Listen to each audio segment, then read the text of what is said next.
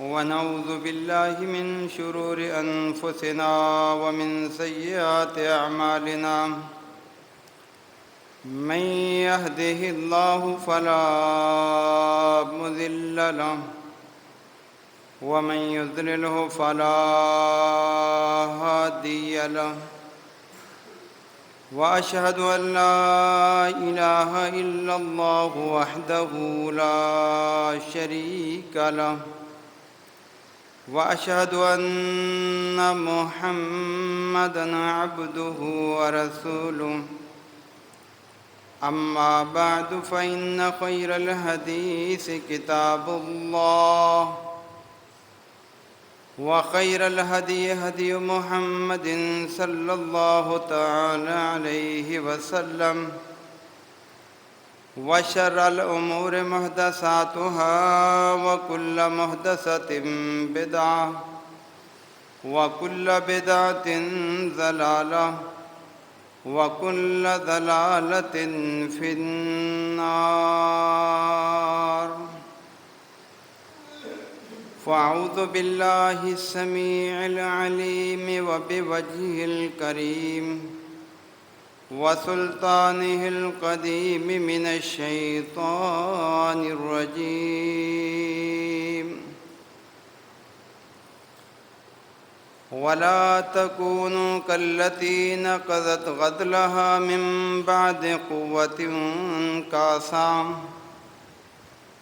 وعن عائشة رضي الله تعالى عنها قالت قال رسول الله صلى الله عليه وسلم: إن أحب الأعمال إلى الله أدومها وإن قل.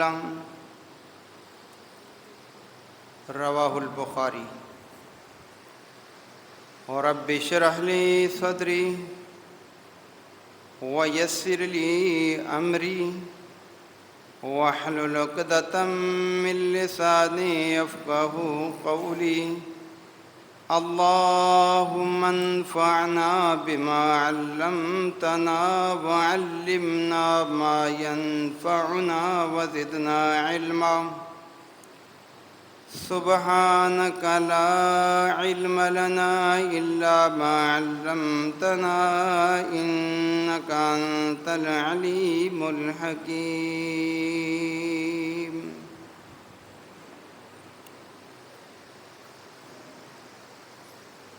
ہر قسم کی تعریف، ہر قسم کی عبادت، ہر قسم کی ریاضت، ہر قسم کی بندگی، ہر قسم کی توقیر، ہر قسم کی تعظیم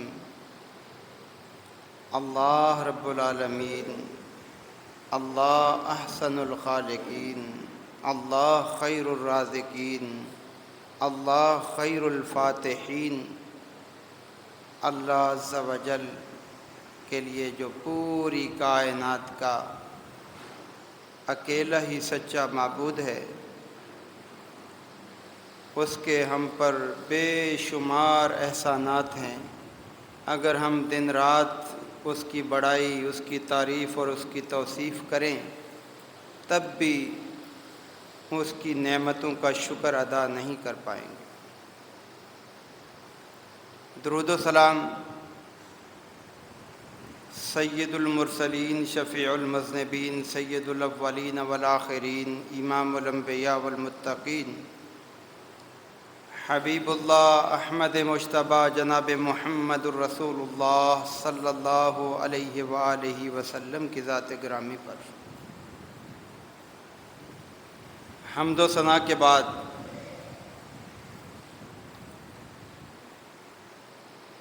اللہ کے پیغمبر صلی اللہ علیہ وسلم کے صحابہ عید کے بعد جب اپنے ساتھیوں سے ملا کرتے تھے تو اس وقت ان کو عید کی مبارک دینے کے لیے یہ کلمات کہا کرتے تھے: تقبل اللہ منا و منکم. میں بھی آپ ساتھیوں سے یہی کہوں گا کہ تقبل اللہ منا و منکم، جس کا معنی یہ ہے کہ ہم نے ماہ رمضان میں جو عبادات کی ہیں اللہ نے جن کی ہمیں توفیق عطا فرمائی روزے قیام اللیل، قرآن کی تلاوت، صدقہ و خیرات اور دیگر نیک اعمال، اللہ تعالیٰ تمام اعمال اپنی بارگاہ میں میرے بھی قبول فرمائے اور آپ کے اعمال بھی قبول فرما لے۔ اصل عمل وہی قیمتی ہوتا ہے کہ جس کو اللہ قبول کر لے،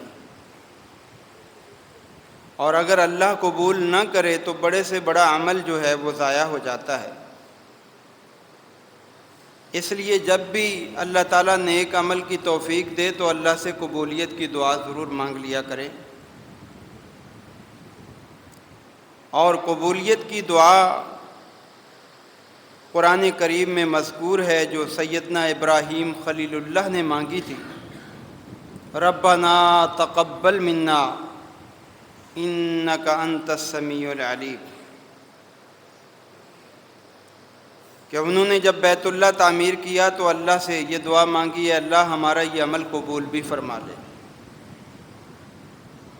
ہمیں بھی عبادت کرنے کے بعد کوئی گھمنڈ، کوئی تکبر، کوئی فخر نہیں کرنا چاہیے، بلکہ عاجزی اللہ کو بڑی پسند ہے، اور اللہ کے جو پیارے بندے ہیں وہ ہمیشہ عاجزی اور انکساری کا اظہار کرتے ہیں۔ وہ عبادت کرنے کے بعد بھی اللہ سے ڈرتے رہتے ہیں کہیں کوئی کمی نہ رہ گئی ہو جس کی وجہ سے ہماری یہ عبادت اللہ کے ہاں قبول نہ ہو۔ سورہ المومنون میں اللہ تعالیٰ نے مومنوں کی بڑی اہم صفات ذکر فرمائی ہیں، بلکہ اس کی ابتدا ہی قد افلح المؤمنون سے ہے کہ مومن کامیاب ہو گئے۔ اللہ تعالیٰ نے ان کی یہ صفت بیان کی، والذین ما اتوا وقلوبہم والذین یؤتون ما اتوا وقلوبہم وجلہ انہم الی ربہم راجعون۔ اللہ کے نیک بندے جب اللہ کی راہ میں صدقہ دیتے ہیں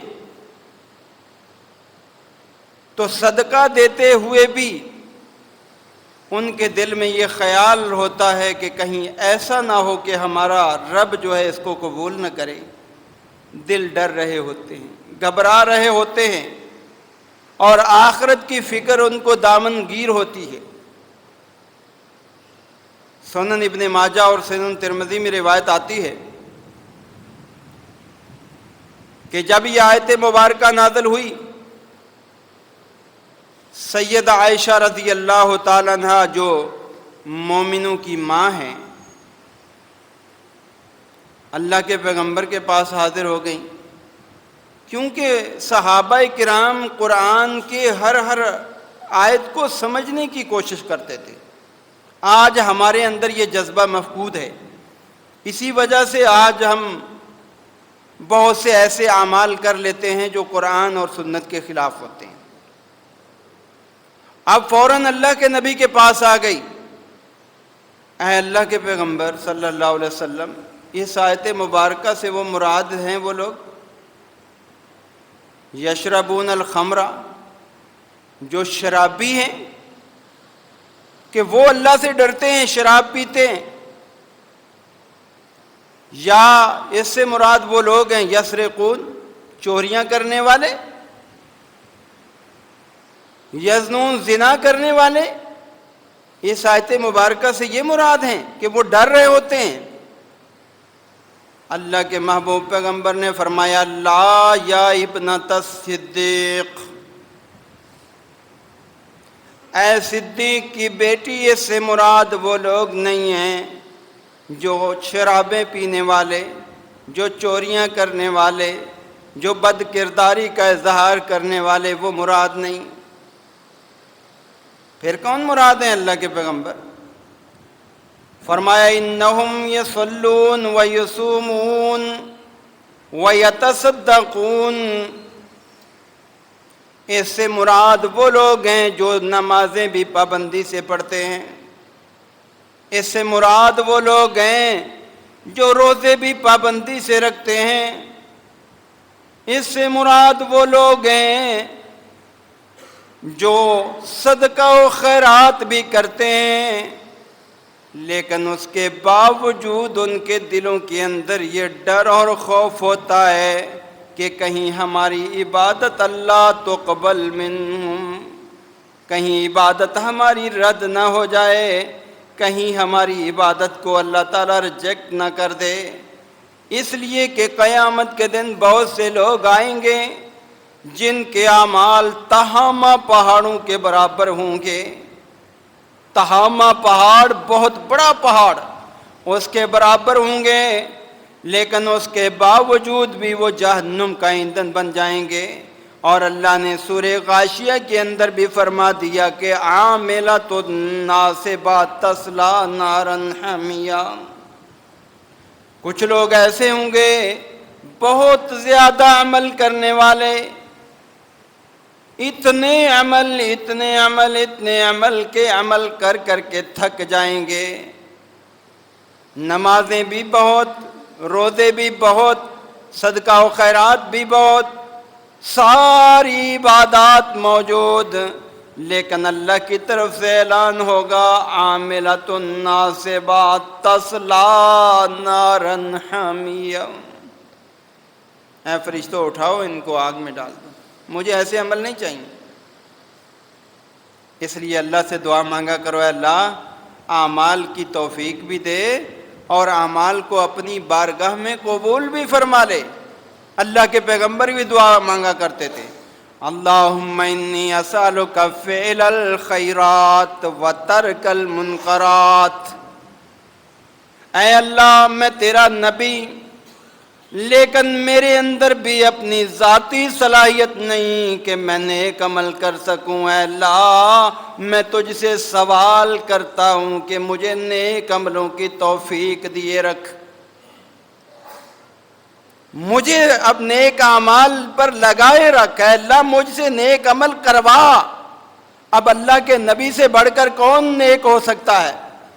لیکن پھر بھی دعا مانگتے ہیں، اللہم انی اسألک فعل الخیرات و ترک المنکرات، اے اللہ برائیوں سے مجھے بچا کے رکھنا۔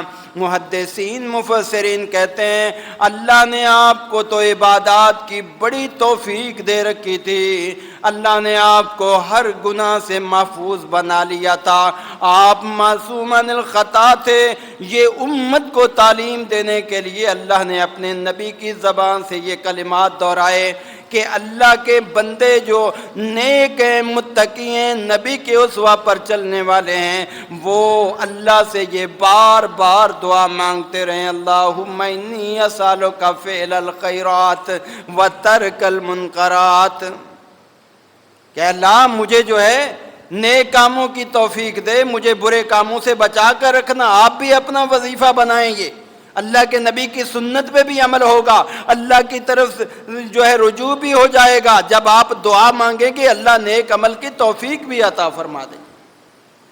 اور ایک روایت میں، اسی روایت میں آگے چل کر آتا ہے اللہ کے محبوب پیغمبر یہ دعا بھی مانگا کرتے تھے، اللہم انی اسألک حبک، اے اللہ میرے دل کے اندر اپنی محبت بہت زیادہ ڈال دے، اے اللہ میرے دل کے اندر اپنی محبت اتنی زیادہ ڈال دے کہ غیروں کی طرف میری توجہ ہی نہ ہو۔ اس لیے کہ مومن جب بندہ بن جاتا ہے تو اللہ تعالیٰ کی محبت اس کے دل کے اندر آ جاتی۔ وَحُبَّ مَن يُحِبُّكَ، اے اللہ مجھے ان لوگوں سے بھی محبت عطا کر دے جو تجھ سے محبت کرنے والے ہیں۔ مطلب یہ ہے کہ جو سچے اور پکے مسلمان ہیں ان کی محبت بھی میرے دل میں ڈال۔ وَالْعَمَلَ الَّذِي يُبَلِّغُنِي إِلَىٰ حُبِّكَ، اے اللہ مجھے ایسے اعمال بھی محبوب بنا دے میری نظر میں کہ جو تیری محبت حاصل کرنے کا ذریعہ بن جائیں، جو تجھے پیارے ہوں، میں وہ کروں، مجھے اللہ تیرا پیار مل جائے، تیری رضا مل جائے، تیری خوشنودی مل جائے۔ تو یہ کلمات بھی آپ اپنے ذہن میں بٹھایا کریں۔ اگر عربی میں نہیں آتے تو اردو میں بھی آپ مانگ سکتے ہیں، اللہ مجھے اپنی محبت عطا کر دے، مجھے اپنے محبوب بندوں کی محبت عطا کر دے، اے اللہ مجھے ان اعمال کی بھی محبت عطا کر دے جو تیرے پسندیدہ ہیں اور میں وہ کرتا چلا جاؤں۔ تو اس لیے اللہ سے یہ دعا بھی مانگا کریں۔ ہم ماہ رمضان تو بڑی عبادت میں گزارتے ہیں، بڑے ذوق سے، بڑے شوق سے، نمازوں کی پابندی بھی ہوتی ہے، قرآن کی تلاوت بھی کثرت سے ہوتی ہے، صدقہ و خیرات بھی کثرت سے ہوتا ہے، جمعہ میں بھی ہم جلدی آنے کی کوشش کرتے ہیں۔ لیکن جیسے ہی رمضان جو ہے وہ گزر جاتا ہے، اس کے بعد یکدم ہماری تبدیلی بہت بڑی آ جاتی ہے، بہت بڑی تبدیلی، کہ یہ مساجد جو آباد تھیں وہ غیر آباد ہو جاتی ہیں۔ قرآن کریم جس کو ہم روز تلاوت کیا کرتے تھے اس کو جو ہے غلاف میں بند کر کے اونچی جگہ رکھ دیتے ہیں، اب اس کی ضرورت ختم ہو گئی۔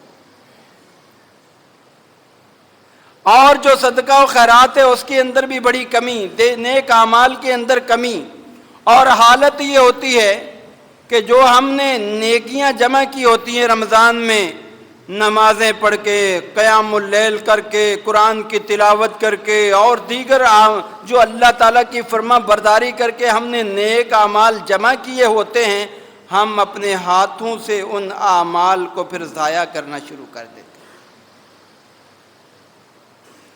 میرے پیارے بھائیوں، اگر ہم ضائع کر دیں تو اس عمل کا فائدہ ہی کیا رہا؟ وہ تو عمل ہمارے کام ہی نہ آیا۔ سب سے پہلی بات یہ ہے کہ عمل کو کرنے کے بعد اللہ سے دعا مانگیں کہ قبول کرے، اور اس عمل کو پھر دوام دیں، اس کو پھر ہمیشگی دیں۔ مثلا ہم نماز کی پابندی کر رہے تھے، تو نماز تو اللہ کے بندوں صرف رمضان میں نہیں، باقی پورے سال میں نماز ہی ہے، اس کو تو ہم نے پڑھنا ہی پڑھنا ہے۔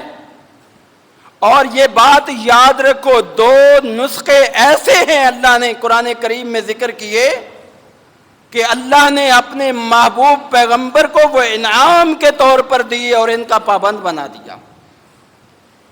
دو نسخے، اور ان کے اندر دنیا کی کامیابی بھی ہے اور آخرت کی بھی۔ 21واں پارہ اٹھائیے، سب سے پہلی آیت، اُتْلُ مَا أُوحِیَ إِلَيْکَ مِنَ الْکِتَابِ وَأَقِمِ الصَّلَاةَ۔ اللہ نے اپنے محبوب پیغمبر کو بڑی پیاری نصیحت فرمائی، بڑے پیارے تحفے عنایت فرمائے۔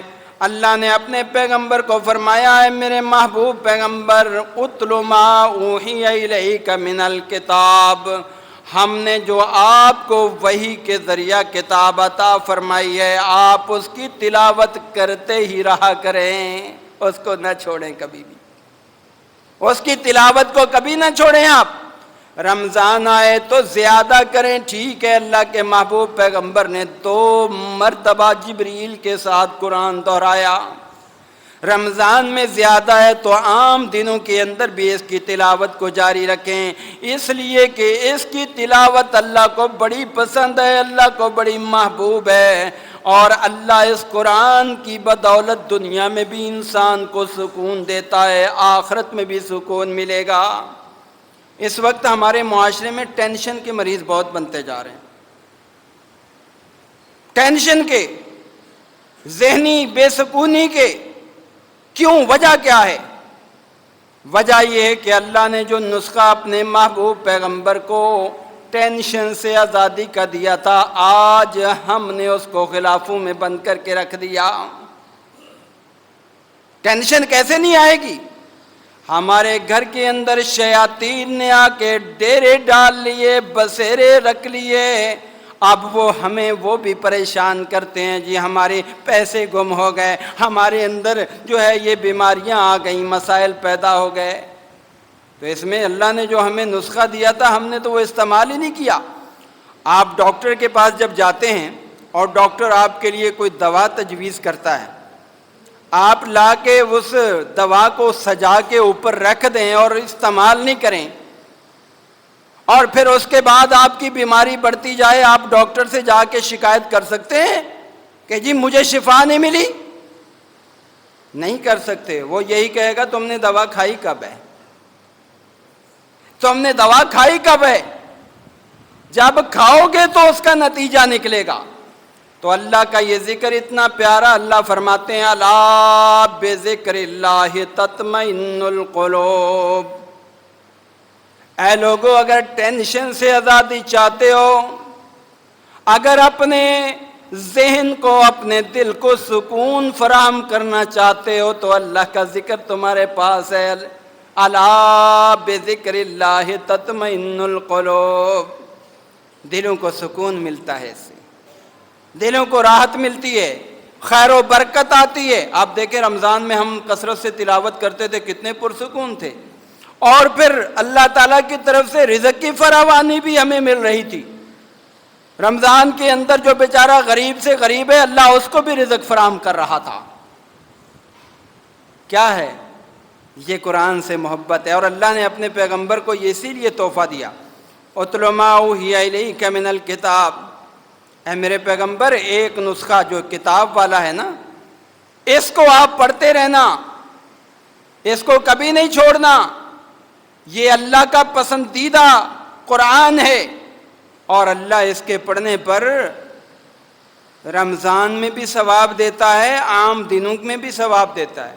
مشہور حدیث ہے کہ جس نے قرآن کا ایک حرف پڑھا اللہ 10 نیکیاں دیتا، 2 پڑھے 20 ہو گئیں، 30 پڑھے 30۔ اور آپ نے پھر مثال دے کے سمجھایا، لا اقول الف لام میم حرف بل الف حرف لام حرف و میم حرف۔ اللہ کے بندو، الف لام میم پورا ایک حرف نہیں ہے، بلکہ الف الگ ہے، لام الگ ہے، میم الگ ہے۔ صرف الف لام میم ہم نے پڑھ لیا، اللہ نے ہمارے نامہ اعمال میں 30 نیکیاں لکھ دیں۔ تو یہ کوئی کم ہے؟ اور اگر کوئی بندہ روزانہ 1 پاؤ پڑھنے کا معمول بنا لے تو کیسی اس کی زندگی ہو جائے گی، اور نیکیوں کے کتنے انبار ہوں گے اس کے۔ کبھی میں اور آپ غور کرتے ہیں، کوئی زیادہ ٹائم نہیں لگتا، 1 پاؤ پڑھنے میں زیادہ سے زیادہ آپ کے 10 منٹ لگیں گے، حد لگ گئے تو 15 منٹ لگیں گے۔ کیا ہم قرآن کریم کو روزانہ 15 منٹ دینے کو تیار نہیں؟ جو ہم ماہ رمضان میں کہتے ہیں جی میں نے 1 قرآن مکمل کیا، 2 کیے، 3 کیے، 4 کیے، 5 کیے، اللہ قبول فرمائے، اچھی بات ہے، لیکن اس کے بعد بھی تو اس کا حق باقی ہے نا، ختم تو نہیں ہو گیا۔ اللہ کے محبوب فرمایا کرتے تھے اقرأ القرآن فإنه یاتی یوم القیامت شفیعا لأصحابہ۔ اللہ کے بندو، قرآن کو ہمیشہ پڑھتے رہو، اس کو نظر انداز مت کرو، اس لیے کہ قیامت کے دن جب انسان اللہ کے حضور پیش ہوگا، یہ قرآن اس کو اللہ کے عذابوں سے نجات دلانے کے لیے سفارشی بن کر آ جائے گا۔ ہمارا وہ سفارشی جس کی سفارش رد نہ ہو، وہ سفارشی، اس سے تعلق جوڑیے۔ اللہ کے نبی نے سورہ بقرہ کے بارے فرمایا کہ یہ پڑھا کرو، سورہ آل عمران پڑھا کرو۔ جس گھر کے اندر سورہ بقرہ پڑھی جاتی ہے، شیطان وہ گھر چھوڑ کر چلا جاتا ہے۔ سورہ بقرہ کی تلاوت، اور نہیں تو کم از کم آخری آیات تو لازمی 2 پڑھیں۔ قرآن سے تعلق جوڑیں اللہ کے بندو۔ قرآن سے تعلق جوڑنے والوں نے جو دنیا میں عزت پائی ہے، جو آخرت میں پائی ہے نا، اس کا آپ تصور بھی نہیں کر سکتے۔ دنیا میں کیا عزت پائی قرآن والوں؟ قرآن کریم والوں نے عزت یہ پائی، ان اللہ یرفع بہذا الکتاب اقواما۔ اللہ کے محبوب پیغمبر نے فرمایا تھا قرآن وہ کتاب ہے جس سے تعلق مضبوط کرنے والوں کو اللہ دنیا میں بہت زیادہ اونچا مقام عطا فرمائے گا۔ اس قرآن سے جناب ابو بکر نے تعلق قائم کیا، آپ دیکھیں صدیق بننے کے ساتھ ساتھ محبوب کبریا کا آخرت میں بھی پڑوسی بن گیا۔ قرآن اتنی پیاری کتاب، اس کو پڑھنے کے لیے اتنا ان کا ذوق اور شوق۔ جب اللہ کے محبوب پیغمبر نے حبشہ ہجرت کرنے کا حکم دیا، جناب ابو بکر بھی ہجرت کر کے چلے گئے۔ راستے میں جا رہے ہیں، ابن دغنہ مل جاتا ہے، کفار کا سردار۔ کہا ابو بکر کہاں جا رہے ہو؟ کہا جی آپ کی قوم ہمیں قرآن پڑھنے نہیں دیتی، ہمیں نماز پڑھنے نہیں دیتی، ہمیں اللہ کی عبادات کرنے نہیں دیتی، میں یہ شہر چھوڑ کر حبشہ جا رہا ہوں۔ ابن دغنہ کہنے لگا نہیں نہیں نہیں نہیں، میں سردار ہوں، میں آپ کو اپنی پناہ میں لے کے جاتا ہوں، آپ میرے ساتھ چلیے، کوئی بھی آپ کو آ کر تکلیف پہنچائے تو مجھے بتائیے گا، آپ نماز پڑھیں آپ کو اجازت، آپ قرآن کی تلاوت کریں آپ کو اجازت، آپ کو کچھ نہیں کہے گا۔ اور ساتھ بڑے پیارے جملے کہے، اِنَّكَ تَحْمِلُ الْكَلَّ، آپ تو غریبوں کا سہارا بننے والے ہیں، آپ تو برے وقت میں لوگوں کے کام آنے والے ہیں، اتنی اچھی صفات کے حامل آدمی آپ کیسے جا سکتے ہیں؟ آئیے میں لے کے چلتا ہوں۔ جناب ابو بکر واپس آ گئے اور آ کر اپنے گھر کے اندر ایک جگہ بنا لی جہاں پر قرآن کریم کی تلاوت کرنا شروع ہو گئے۔ اب جب قرآن کی تلاوت کی، اس کی مٹھاس اتنی پیاری ہے، ہمیں چونکہ ترجمہ نہیں آتا اس لیے ہمارے اوپر یہ اثر بھی نہیں کرتا۔ ترجمہ پڑھا کرو، قرآن کو ترجمے کے ساتھ پڑھا کرو۔ اللہ کی قسم جو قرآن کو جانتا ہے، معنی اور مفہوم جانتا ہے، جب وہ اللہ کے عذاب کی آیت پر آ جاتا ہے اس کی آنکھوں میں آنسو جاری ہو جاتے ہیں۔ آپ عرب قرآن کی تلاوتیں سنا کریں، آپ کو پتہ چلے کہ یہ قرآن کا اثر کیا ہے۔ آج ہم پڑھ رہے ہوتے ہیں قرآن کریم، عذاب کی آیات بھی گزر جاتی ہیں اور جو ہے بشارت کی بھی، ہمارے اوپر اثر نہیں ہو رہا ہوتا۔ اب وہ تو عرب لوگ تھے، معنی جانتے تھے۔ جناب ابو بکر کی تلاوتیں اتنی عمدہ کہ مشرکین کے بچے، ان کی عورتیں آ کر چھپ چھپ کر قرآن سننے لگ گئیں۔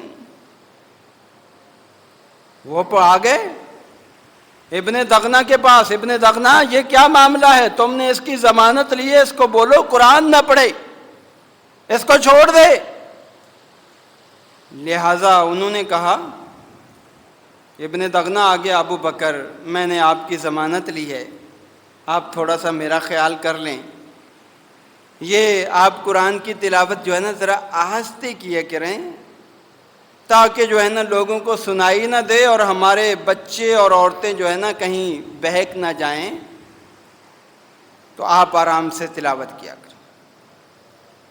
جناب ابو بکر کا بڑا پیارا جواب، کہنے لگے ابن دغنہ اپنی ضمانت واپس لے لے، مجھے ایسی ضمانت کی ضرورت نہیں جو مجھے اللہ کے قرآن سے دور کر دے، مجھے تیری ضمانت کی ضرورت نہیں، میرا اللہ جو ہے میری حفاظت کرنے والا ہے، لہذا اپنی ضمانت لے لے، یہ میں نہیں چھوڑ سکتا۔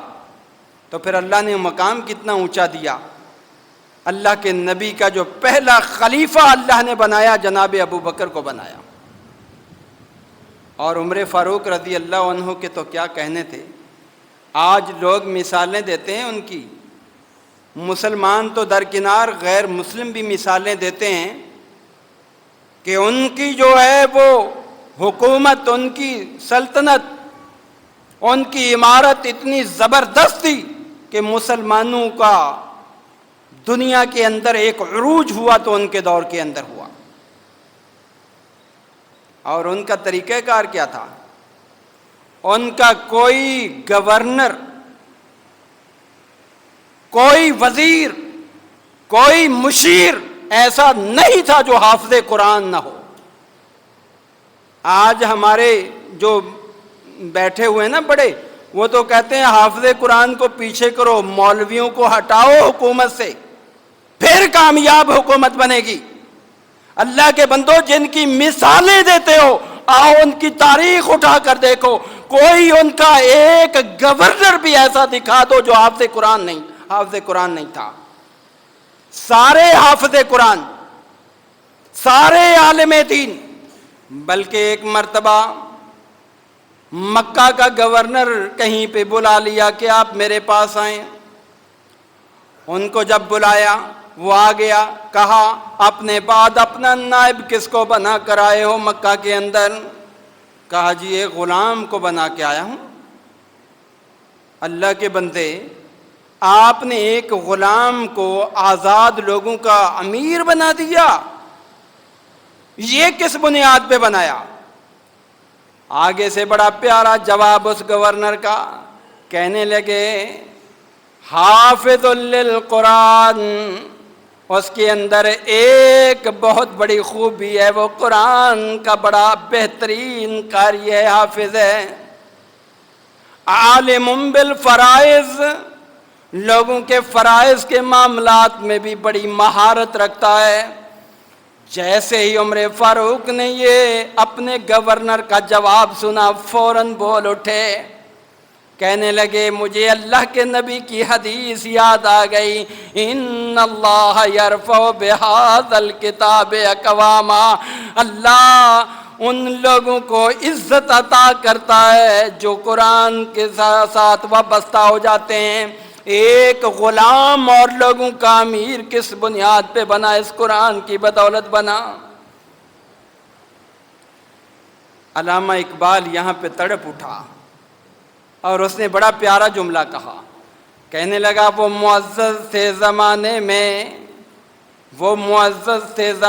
میں صاحب قرآن ہو کر، انہوں نے عزت پائی تو قرآن کی بدولت پائی۔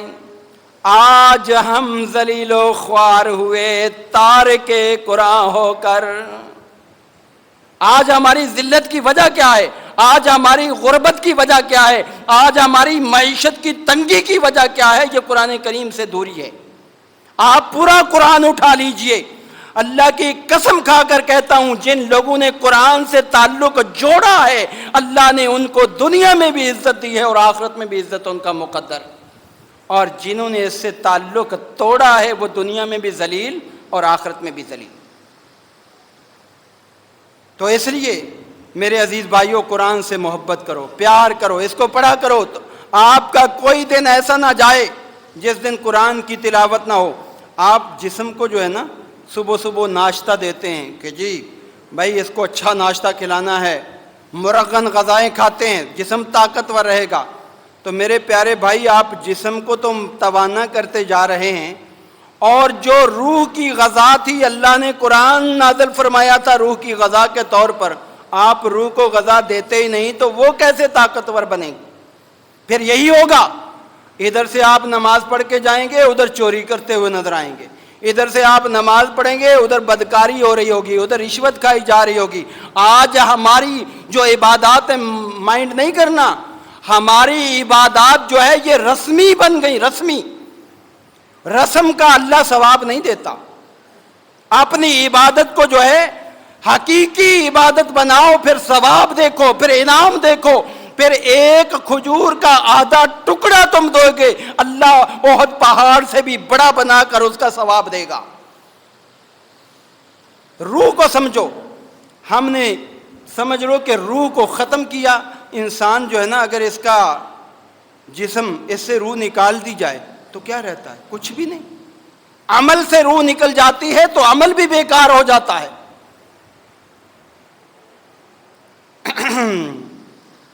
رسم اعضاء رہ گئی، روح بلالی نہ رہی۔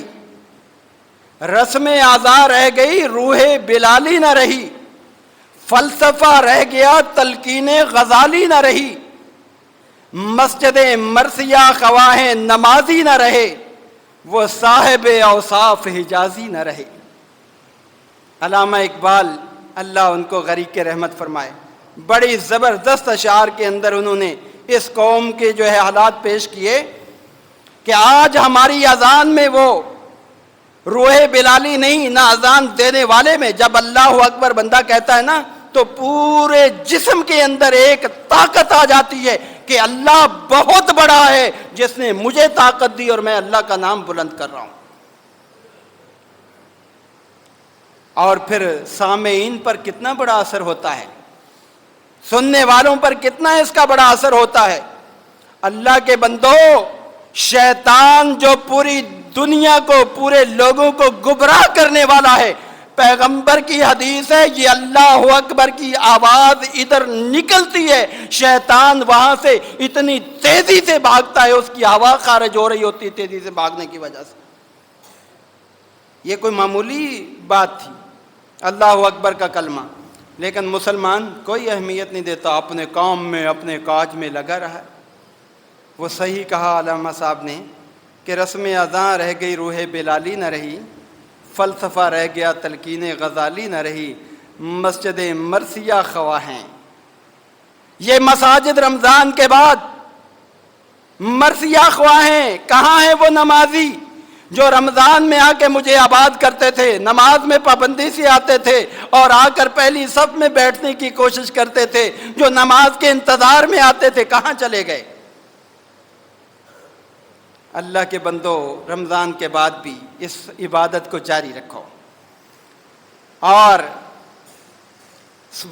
صاحب اوصاف حجازی نہ رہے۔ یہاں پر جو علامہ صاحب نے اشارہ کیا ہے وہ صحابہ کی طرف کیا ہے کہ آج صحابہ والی زندگی نہیں رہی، رمضان گزرنے کے بعد بھی ان کی عبادات جاری رہا کرتی تھی، ہماری عبادات جو ہے بالکل ٹھپ ہو جاتی ہیں۔ نہیں میرے عزیز بھائیوں، اللہ کے نبی کی ایک نہیں کئی حدیثیں ہیں۔ ایک روایت میں آتا ہے احب الدین الی اللہ ادومھا وان قل، اللہ کو وہ دین پسند ہے جس میں بندہ عمل کرتا رہے، اگرچہ وہ عمل کم کیوں نہ ہو لیکن وہ ہو کنٹینیو، تسلسل کے ساتھ چلتا رہے۔ رب ہمارا صرف رمضان کے مہینے کے لیے نہیں ہے، بلکہ وہ پورے 12 مہینوں کا رب ہے، 12 مہینوں کا رب ہے۔ صرف رمضان میں عبادت نہیں دیکھتا، ان میں بھی دیکھتا ہے عبادت ہماری۔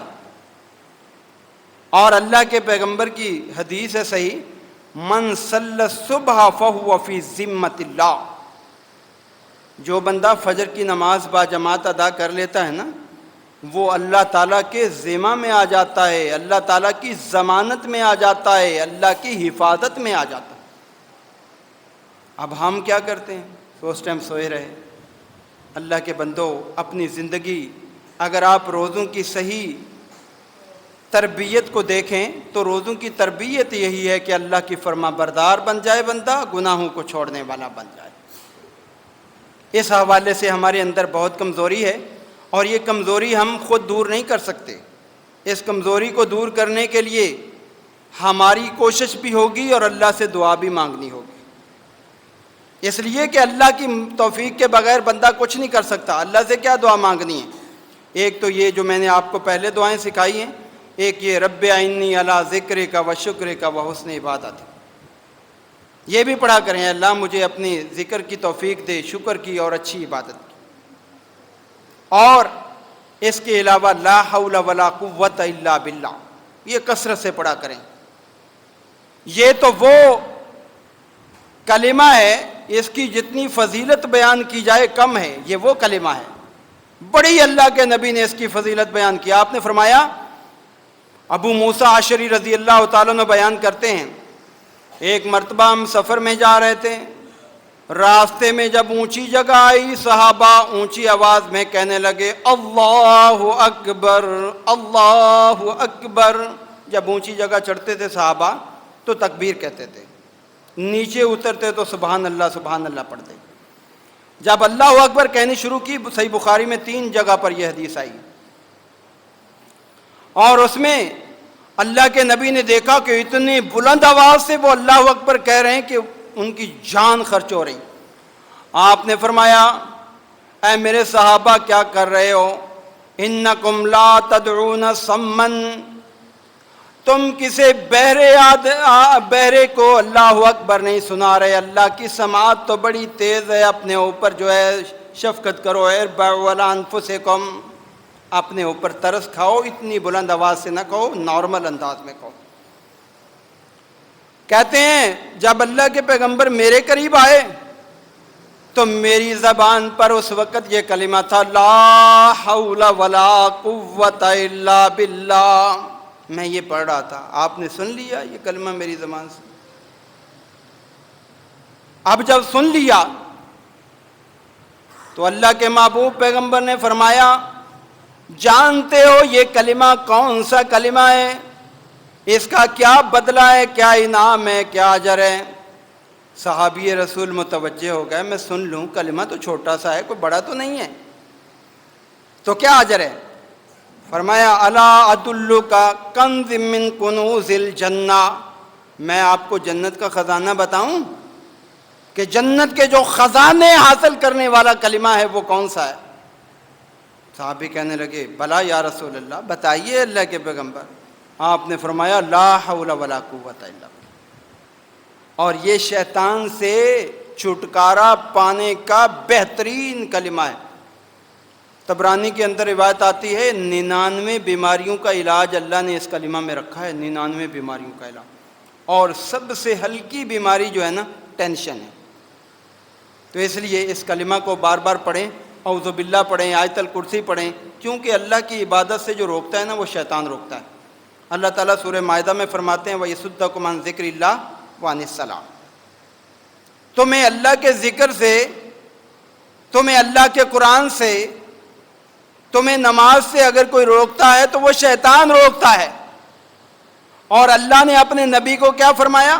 اُتْلُ مَا أُوحِيَ إِلَيْكَ مِنَ الْكِتَابِ وَأَقِمِ الصَّلَاةَ. اے میرے پیغمبر، یہ ذکر کو تلاوت کیا کر، یہ کتاب کو تلاوت کیا کر، اور ساتھ ساتھ حکم دیا نماز کی پابندی کر.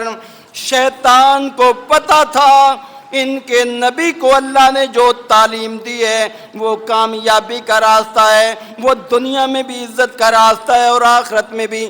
اسی وجہ سے سب سے زیادہ کوشش اس کی یہ ہوتی ہے، ہم جو ہے نا ڈائجسٹ پڑھنے لگ جائیں، ناول پڑھنے لگ جائیں، دل لگا رہے گا، اور جیسے ہی قرآن کھولے نیند آنا شروع ہو جائے گی، جیسے ہی ذکر اذکار کریں گے نیند آنا شروع ہو جائے گی. کیا ہے یہ شیطان کے وار ہیں، چال ہے.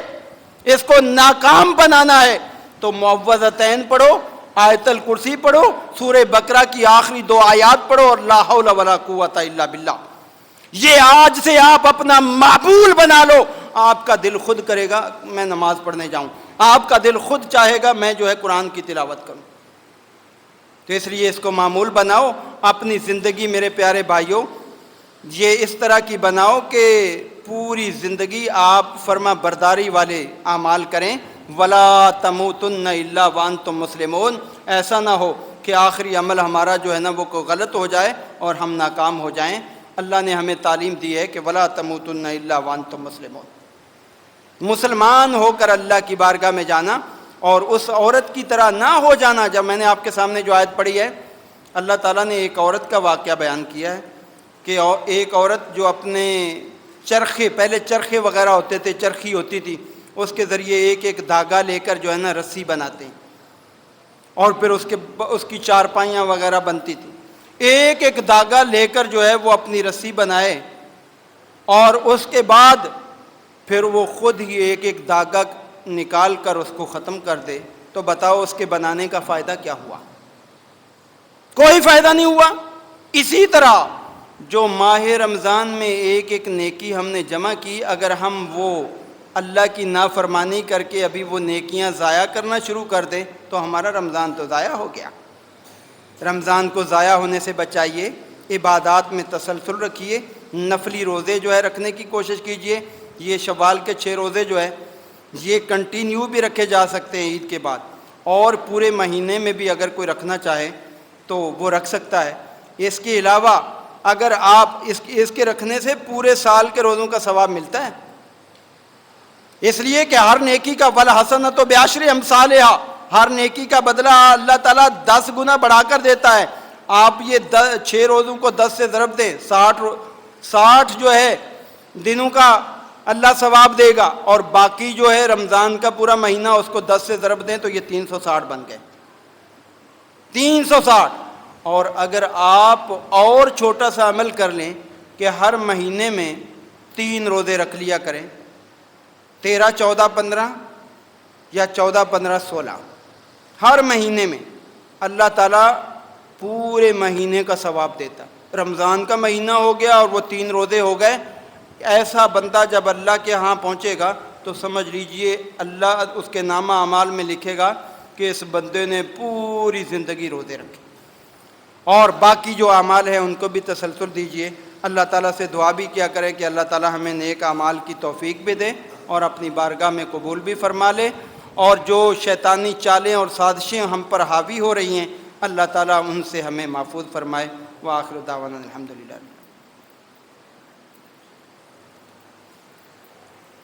ان الحمد للہ نحمده ونستعینه ونستغفره ونعوذ باللہ من شرور انفسنا ومن سیئات اعمالنا من يهده الله فلا مضل له ومن يضلل فلا هادي له واشهد ان لا اله الا الله وحده لا شريك له واشهد ان محمدا عبده ورسوله اما بعد فقد قال الله تبارك وتعالى في كلامه المجيد والفرقان الحميد ان الله وملائكته يصلون على النبي يا أيها الذين آمنوا صلوا عليه وسلموا تسليما اللهم صل على محمد وعلى آل محمد كما صليت على إبراهيم وعلى آل إبراهيم إنك حميد مجيد اللهم بارك على محمد وعلى آل محمد كما باركت على إبراهيم وعلى آل إبراهيم إنك حميد مجيد۔ ساتھیو، یہ ایک اعلان ہے، درس قرآن ہے انشاءاللہ بروز اتوار 30 اپریل بعد نماز مغرب انشاءاللہ یہ درس ہوگا، اور اس میں الشیخ بلال مشتاق صاحب انشاءاللہ یہ درس ارشاد فرمائیں گے۔ خواتین کے لیے بھی الحمدللہ پردے کا اہتمام ہے، وہ بھی تشریف لائیں۔ تو میرے پیارے بھائیوں، یہ جو دروس ہیں نا یہ ضرور سنا کریں، اس سے ایمان میں تازگی پیدا ہوتی ہے، نیک اعمال کرنے کا جذبہ پیدا ہوتا ہے اور گناہوں سے نفرت ہوتی ہے، تو اس میں ضرور تشریف لائیے گا۔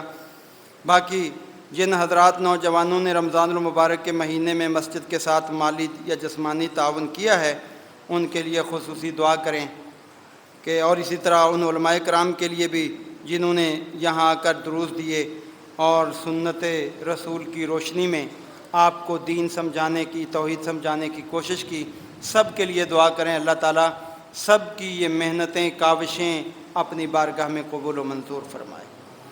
آپ کی انتظامیہ نے اس میں بہت ماشاءاللہ مستعدی اور چاق و چوبند ہونے کا مظاہرہ کیا ہے، ان کے لیے بھی دعا کریں کہ اللہ تعالیٰ ان کو مزید ہمت اور طاقت دے اور ان کے مال اولاد عمر میں برکتیں فرمائے اور ان کو دنیا اور آخرت کی تمام سعادتیں عطا فرمائے۔ آپ کو بھی اللہ تعالیٰ دنیا اور آخرت کی تمام سعادتوں سے مالا مال فرمائے۔ تو ان تمام ساتھیوں کا شکریہ جنہوں نے تعاون کیا ہے، اللہ تعالیٰ سب کا قبول فرمائے۔ اور میں ہمیشہ دعا کرتا رہتا ہوں آپ ساتھیوں کے لیے کہ اللہ تعالیٰ آپ کو دنیا اور آخرت کی تمام کامیابیوں سے ہمکنار فرمائے۔ الحمدللہ جامع مسجد توحید کی سوشل میڈیا سروس یوٹیوب پر رمضان مبارک کے تمام دروس اپلوڈ کر دیے گئے ہیں۔ یوٹیوب ایڈریس جامع مسجد توحید آفیشیل کے علاوہ تمام احباب مسجد کے واٹس ایپ گروپ میں بھی ایڈ ہوں تاکہ دینی معلومات سے مستفید ہوں۔ یہ جو ہماری مسجد میں دروس ہوتے ہیں یا خطبہ ہوتا ہے، یہ اگر آپ دوبارہ سننا چاہیں تو الحمدللہ یہ مسجد کا جو یوٹیوب ہے اس پہ بھی آپ دیکھ سکتے ہیں، اور مسجد کا واٹس ایپ گروپ بھی ہے، کیونکہ آج کل سوشل میڈیا بہت عام ہے، اس میں آپ کی جو ہے رہنمائی ہر اعتبار سے کی جاتی ہے۔ عبدالعزیز بھائی سے رابطہ کریں، واٹس ایپ نمبر لیں اور اس پہ جو ہے آپ کو یہ معلومات، ان معلومات کا فائدہ یہ ہے کہ صحیح باتیں آپ تک پہنچیں گی، نیکی کا جذبہ ہوگا اور آپ گناہوں سے بچیں گے، اور یہی انسان کی کامیابی اور کامرانی ہے۔ اس کے لیے سر عبدالعزیز صاحب سے آپ ملاقات کریں اور اللہ تعالیٰ سے پھر دعا گو ہوں، اے اللہ جو رمضان میں ہم نے عبادات کی ہیں، اے اللہ جو نمازیں، جو قیام اللیل، جو روزے اور جو صدقہ و خیرات اور جو دیگر اعمال ہے اللہ تو نے ہم سے کروائے ہیں نا، یہ اپنی بارگاہ میں قبول و منظور بھی فرما لے۔ اے اللہ یہ تیرے بندے اور بندیاں سب تیرے نبی کی سنت کے مطابق عمل کرنے کے لیے کوشاں ہیں، اے اللہ ان سب کے لیے نیک عمل آسان بنا دے اور ہر قسم کے گناہوں، پریشانیوں اور شیطان کی چالوں سے اللہ سب کو محفوظ فرما۔ یا عباد اللہ رحمكم الله إن الله يأمر بالعدل والإحسان وإيتاء ذي القربى وينهى عن الفحشاء والمنكر ولذكر الله أكبر والله يعلم.